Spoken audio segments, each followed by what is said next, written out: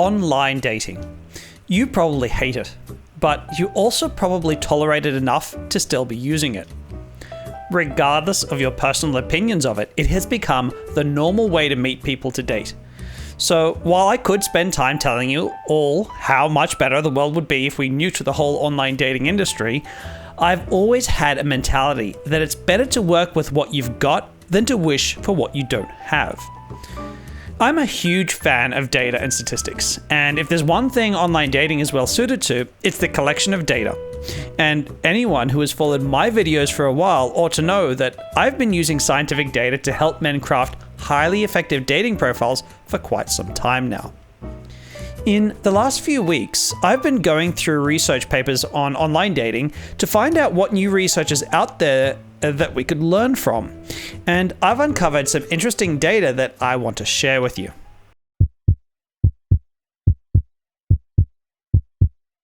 So to start with, I'm going to give you a list of the links in the comments below to all the papers I'll be referencing in this video. But I'll just give you screen grabs here of the interesting bits in the video. Number 1. Women invest equally in assessing if you're a good match for them and if they're a good match for you.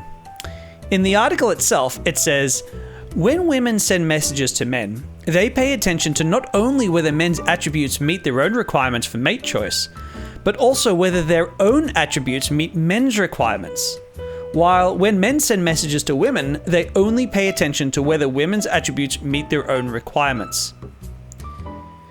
This was an interesting idea that I haven't considered before, even though this result seems obvious to see when I observe my clients. We all tend to write profiles that we want to read in the opposite gender. It's true that when I read men's profiles, they talk overwhelmingly about who they are. But when you read women's profiles, they talk 50-50 about themselves and what they want from a guy.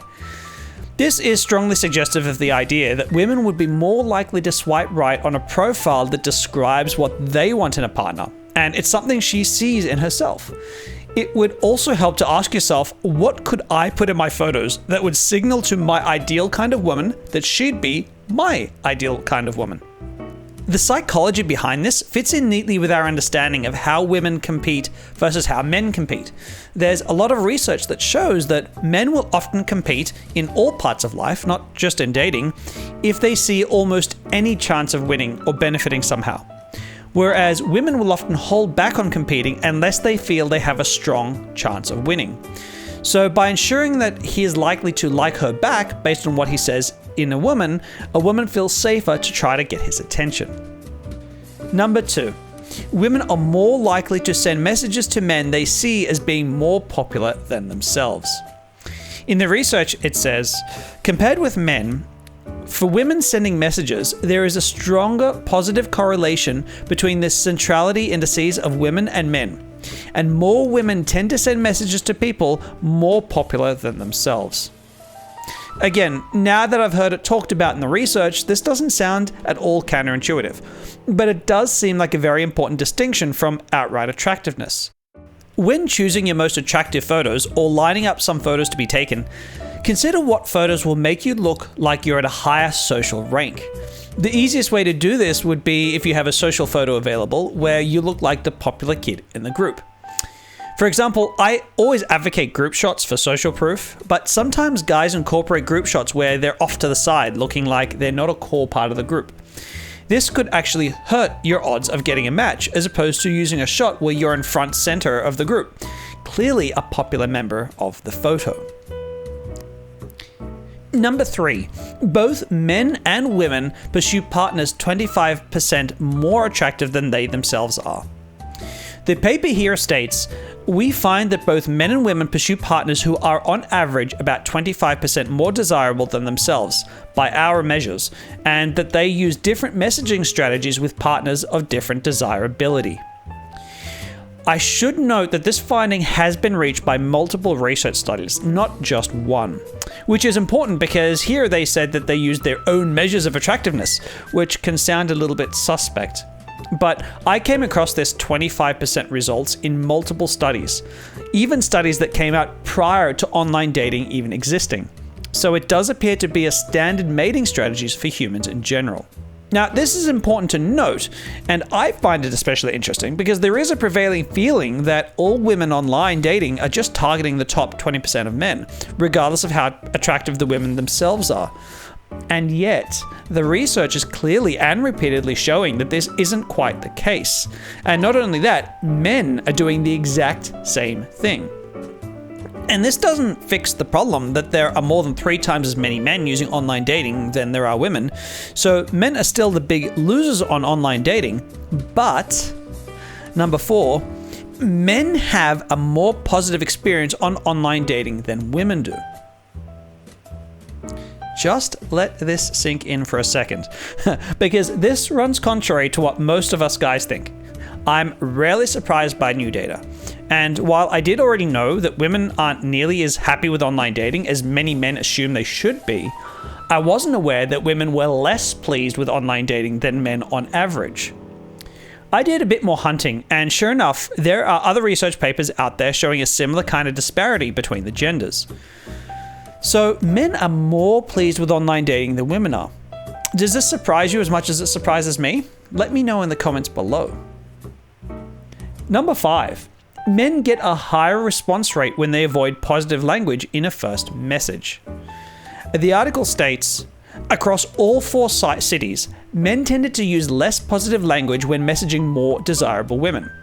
They may have stumbled upon this strategy through trial and error because in all 4 cities, men experienced slightly lower reply rates when they wrote more positively worded messages. Now, I actually suspect that this should be taken with a grain of salt. And here's why. Because I don't think that this fact tells the entire story. When collating data, they've just mined for positive words and phrases. And I don't think positivity is the problem so much as men who are overeager for approval in their first messages. Now, I can't prove this without seeing their database in the flesh, but I believe that once we eliminate first messages, which are approval seeking in the overpositivity, we'd likely see that simply being positive in a first message isn't so harmful. But again, this can't be proven without more information. Number 6. Polarizing men and women get more attention than regular attractive users. Here's what the paper said. They found that it is not just the better looking people who receive lots of messages. Using the spread of attractiveness ratings, they identified people who divide opinion on their attractiveness. These polarizing users ended up being far more popular on internet dating sites than universally attractive people. In essence, the most beautiful users will always do well, but users whose attractiveness divides opinion are better off than those who everyone agrees is just quite cute. For me, this was actually the biggest eye-opener of all these research results.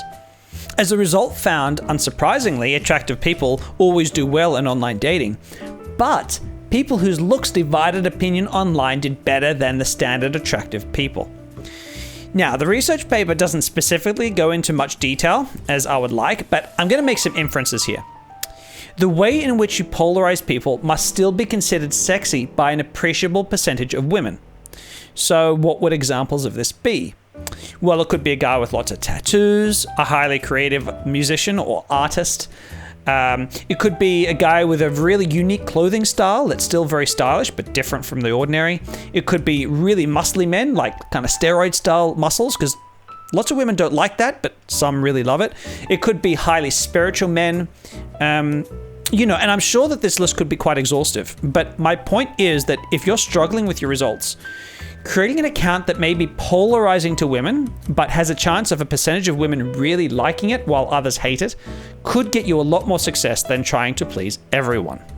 And by the way, guys, if you want more videos like this with hardcore stats and facts around dating and online dating, don't forget to whack the link and subscribe button below so you don't miss out, because these are my favorite kinds of videos too. Number 7.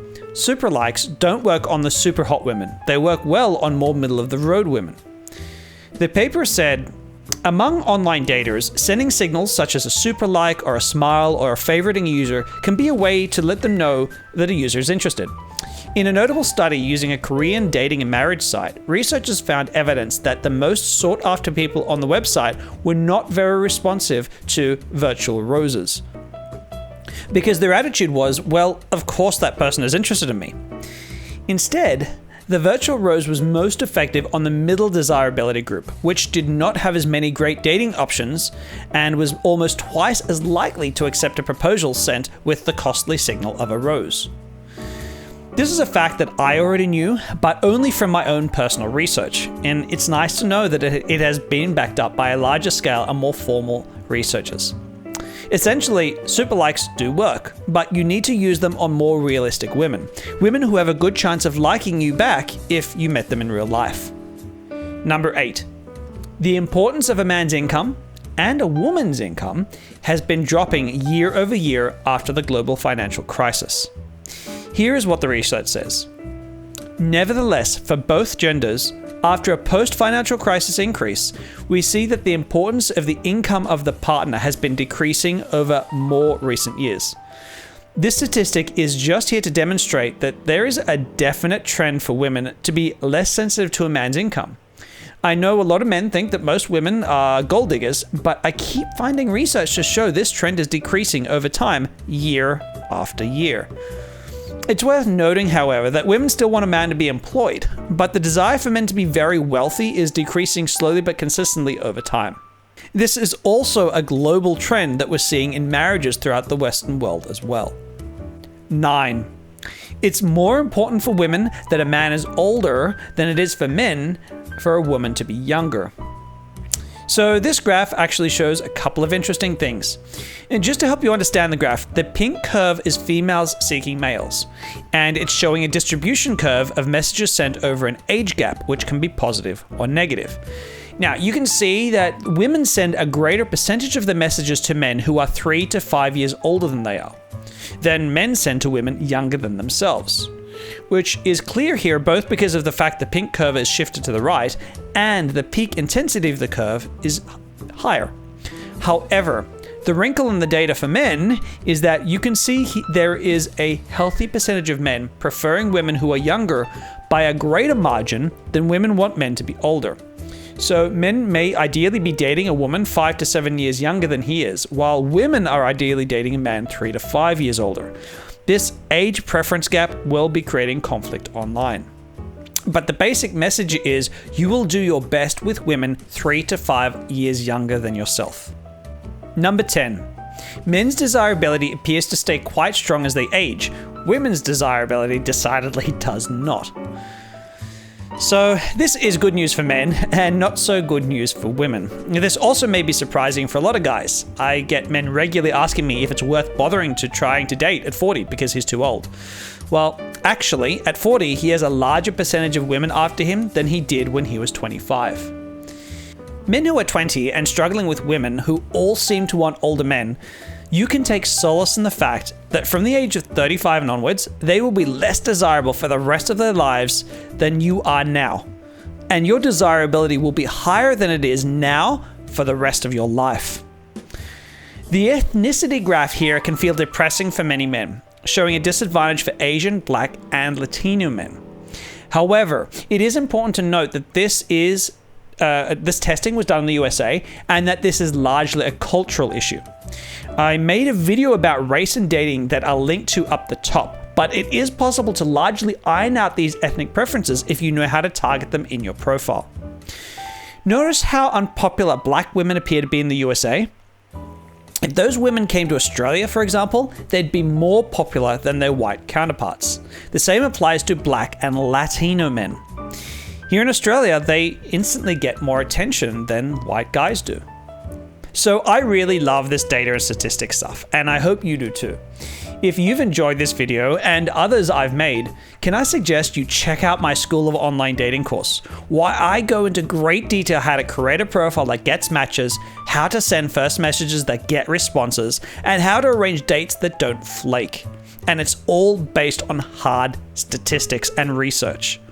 Best of all, we have a private Facebook group for members where you can put up your profile on conversations and get regular feedback from myself and other talented online daters. If you've come across any interesting research, I'd love to see it. So just link me to it here in the comments below.